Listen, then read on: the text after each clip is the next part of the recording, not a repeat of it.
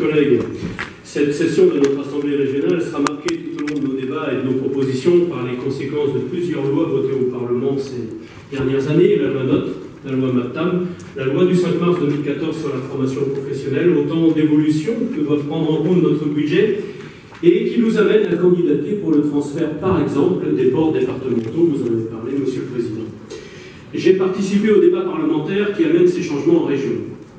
J'ai parfois pointé les insuffisances de ces lois, en particulier moi qui suis plutôt un fédéraliste, j'aurais évidemment voulu sacraliser encore plus la région, mais j'ai salué aussi les avancées. Et j'entends maintenant travailler à la mise en œuvre ici en Bretagne, dans les domaines où nous avons une singularité particulière, par exemple l'économie avec l'agriculture et la mer, la culture, notre spécificité et notre exception culturelle, ou encore le tourisme. J'ai insisté sur le rôle de la région dans ces domaines car elle seule a la légitimité et la volonté de s'emparer réellement de ces domaines.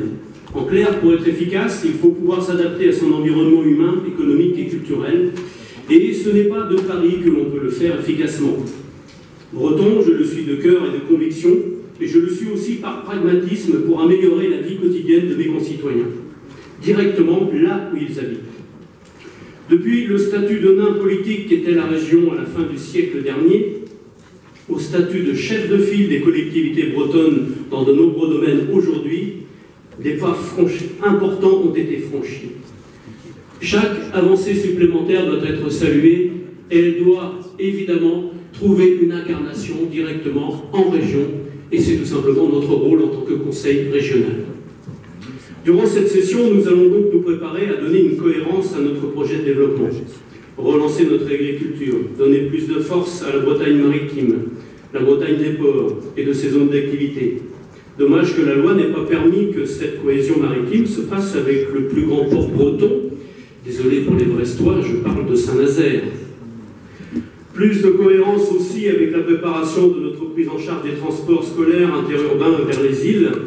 Je suis géographiquement bien placé pour vous le dire, il y a de belles occasions d'offrir des services publics plus pertinents qui ne seront plus limités aux frontières départementales. Plus de cohérence encore par la coordination des politiques de l'emploi et de ses différents acteurs. Emploi, port, transport, l'échelle bretonne est encore une fois reconnue comme l'échelle pertinente pour les politiques stratégiques. Promouvoir le fait régional n'est donc pas prendre le risque d'un repli identitaire, contrairement à ce que disait lors d'un déplacement à Rome une ministre récente, le miroir déformant de la vie parisienne, sans doute, où l'on aperçoit la Bretagne de loin en tournant son regard vers l'ouest, par-dessus le périphérique et ses gaz d'échappement, sans doute que la vision n'est pas très claire. Nul doute, cependant, bien au contraire, il s'agit de promouvoir l'efficacité des politiques publiques, efficacité d'autant plus grande que les citoyens bretons se reconnaissent dans un sentiment d'appartenance commun, bien sûr, mais aussi dans cette région.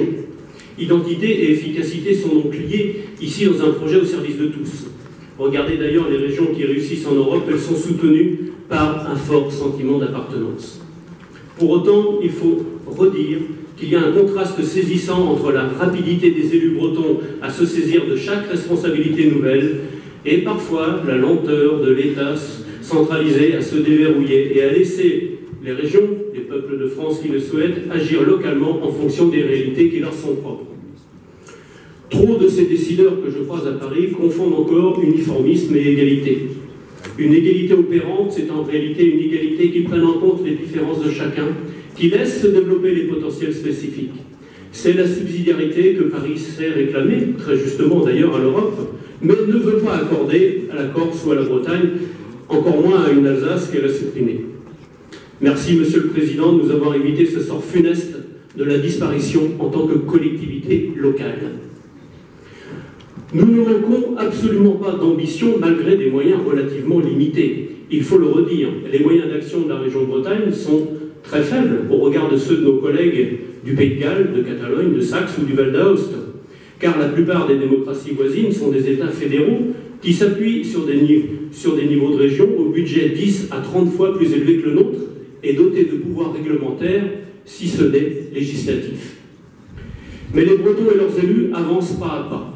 À chaque crise, nous nous mobilisons avec réactivité. Chaque compétence nouvelle, nous la saisissons avec appétit, envie, sérieux et réussite. Les usagers du TER peuvent en témoigner, n'est-ce pas Gérard? Les acteurs de la culture vont également le voir avec des moyens en hausse pour la création et une région plus proche pour le livre, n'est-ce pas Jean-Michel? Avec parfois quelques nuances sémantiques, tous nos courants de la majorité régionale œuvrent dans le même sens avec une logique double, faire de chaque compétence une nouvelle réussite en Bretagne, s'appuyer sur chacune de nos réussites pour en demander de nouvelles au pouvoir central. Un mot pour conclure, lié à la tragique actualité de la semaine à Bruxelles.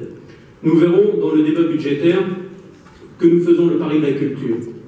C'est un état d'esprit essentiel aujourd'hui que de veiller à ce que les outils culturels soient debout et vivants, enracinés et ouverts, développer l'esprit critique pour faire reculer les obscurantismes de toutes sortes et la paranoïa ordinaire, distillée parfois malheureusement par Internet et par des manipulateurs. Il semble d'ailleurs que certains ne l'aient pas toujours compris. Je vous remercie.